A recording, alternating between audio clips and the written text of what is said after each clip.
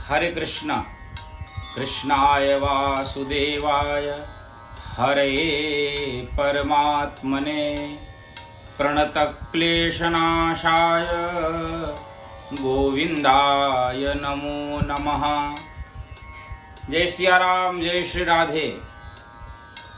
आप सभी के प्रति शुभकामना मंगल कामना व्यक्त करते हुए आइए हम सब पुनः दोहावली की उस पवित्र ज्ञानमयी श्रृंखला में प्रवेश करें, जिसके माध्यम से हम सबको ऐसे अनेक विषयों का भान ज्ञान हो रहा है जो कहीं न कहीं हम जानते तो हैं,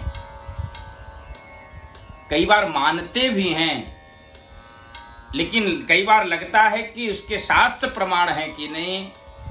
तो ऐसे अनेक विषयों को बाबा का यह दोहावली ग्रंथ प्रमाणित कर रहा है।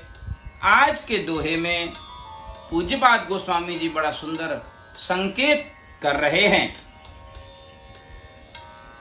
पर सुख संपत्ति देखी सुनी, जरहि जे जड़ बिनु आग, तुलसी तिनके भागते चले भलाई भागी।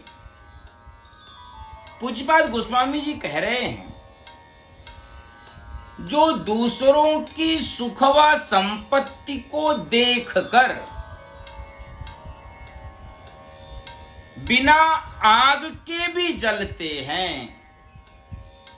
ऐसे मूर्ख, जड़ कहा है, जड़ बिनु जरहि जे आग, ऐसे मूर्ख जो बिना आग के भी जलते रहते हैं, दूसरों की सुख व संपत्ति को देखकर, तो बाबा तुलसी कह रहे हैं उनके भाग्य से सदा सदा के लिए भलाई भाग जाती है। भलाई भाग जाने का अर्थ उनका भला हो ही नहीं सकता है। और जो भला कई बार हमको दिखने में आता है कि ये तो भला हो रहा है, नहीं, उनके भाग्य से भलाई भाग जाती है। जो दूसरों के सुख व संपत्ति को देखकर जलते हैं, डाह करते हैं, डाह करने वालों को कभी भी सुख नहीं मिलता, उनका कभी कल्याण नहीं होता है। ये यहां पर गोस्वामी जी सूत्र रूप में बताना चाह रहे हैं। दूसरों के सुख में सुखी होना चाहिए। किसी की बढ़ोतरी देखकर, किसी की प्रतिष्ठा देखकर, किसी की प्रशंसा सुनकर, किसी की संपत्ति देखकर हमको प्रसन्न होना चाहिए। और बहुत कर सकते हैं तो हम भी परमात्मा से प्रार्थना करें, प्रभु हमारा भी कल्याण करो। लेकिन यदि हम दूसरों के सुख व संपत्ति को देखकर जलेंगे तो हमारा कभी कल्याण नहीं हो सकता, हमारे भाग्य से भलाई भाग जाती है। इस पंक्ति का प्रयोग प्रायः लोग करते हैं कि आज आदमी अपने दुख से दुखी नहीं है, दूसरे के सुख से दुखी होता है। वास्तव में दुखी होने के दो ही कारण हैं, या तो व्यक्ति अपने दुख से दुखी हो या दूसरे के सुख से दुखी हो। यदि अपने दुख से व्यक्ति दुखी होता है तो वो कई बार लोगों से सहानुभूति व सहायता भी प्राप्त कर लेता है। लेकिन यदि दूसरों के सुख से यदि आप दुखी होंगे, चिढ़ेंगे, जलेंगे, ईर्ष्या करेंगे, द्वेष करेंगे, तो सहानुभूति व सहयोग तो नहीं मिलेगा, अपयश मिलेगा, परमात्मा भी विरुद्ध हो जाएंगे, आपके भाग्य से भलाई भाग जाएगी। इसलिए दूसरों के सुख से जलना नहीं। दो अवगुण ऐसे हैं जिनको इस प्रसंग में हम सब समझ सकते हैं, ईर्ष्या व द्वेष। किसी के भी सुख व संपत्ति, धन धान्य को देखकर, उनकी बढ़ोतरी को देखकर व्यक्ति क्यों जलता है? क्योंकि उसके अंदर एक ईर्ष्या और द्वेष की भावना आ जाती है। ईर्ष्या तू न गई मेरे मन से, सभी अवगुणों से भी बच जाता तो भी ईर्ष्या शेष रह जाती है, और वही दुख का कारण है, वही आपके कल्याण मार्ग में बाधक है। ठीक है, दूसरा बढ़ना वावा, परमात्मा की यहां पर विशेष कृपा। हाँ, बहुत कर सकते हैं तो उससे सुख व संपत्ति प्राप्त करने के मंत्र जान सकते हैं, उससे सहयोग ले सकते हैं, उसको बधाई देकर उससे वो मंत्र प्राप्त कर सकते कि भैया तुमको ये कैसे प्राप्त हुआ।